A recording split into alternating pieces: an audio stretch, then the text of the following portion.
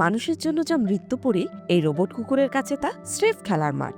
ইতালির মাউন্ট এটনার জ্বলন্ত আগ্নেয়গিরির চূড়ায় এখন মানুষের বদলে রোবটরা নাক দিয়ে খুঁজছে মহাবিপদের সংকেত। কিন্তু কেন? ইটিএস জুরিকের গবেষকরা তৈরি করেছেন এই বিশেষ রোবট অ্যানিম্যাল। এর কাজ হলো আগ্নেয়গিরির বিষাক্ত গ্যাস শনাক্ত করা।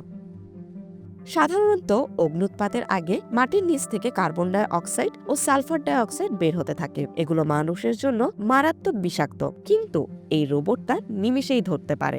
গবেষক দল এই চতুষ্পদ রোবটটিকে একটি মাস স্পেকট্রোমিটার দিয়ে সজ্জিত করেছেন, যা বিশ্লেষণধর্মী যন্ত্র ও সেন্সর প্রস্তুতকারী সুইজারল্যান্ড ভিত্তিক প্রতিষ্ঠান ইনফিকন তৈরি করেছে। এটি অগ্নিকুণ্ডের কিনারা, আলগা আগ্নেয় বালি এবং এমন সব বন্ধুর ভূখণ্ডের উপর দিয়ে হাঁটার সময় গ্যাস শনাক্ত করতে পারে যেখানে চাকাযুক্ত রোবটগুলো সাধারণত অচল হয়ে পড়ে। এতে ব্যবহার করা হয়েছে রিএনফোর্সমেন্ট লার্নিং নামের এক অ্যাডভান্সড এআই। এটা রোবটটিকে শিখিয়েছে কিভাবে অমসৃণ পাথর বা আলগা বালিতে পা না পিছলে ভারসাম্য বজায় রাখতে হয়।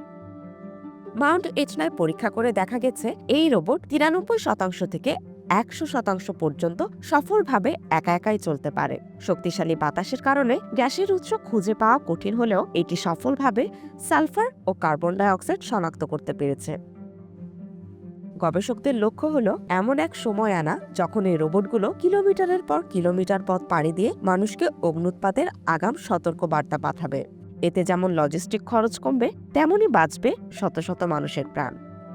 আপনার কি মনে হয়, ভবিষ্যতে উদ্ধার কাজ বা মহাকাশ অভিযানেও কি এই রোবট কুকুরগুলোই আমাদের সেরা বন্ধু হয়ে উঠবে?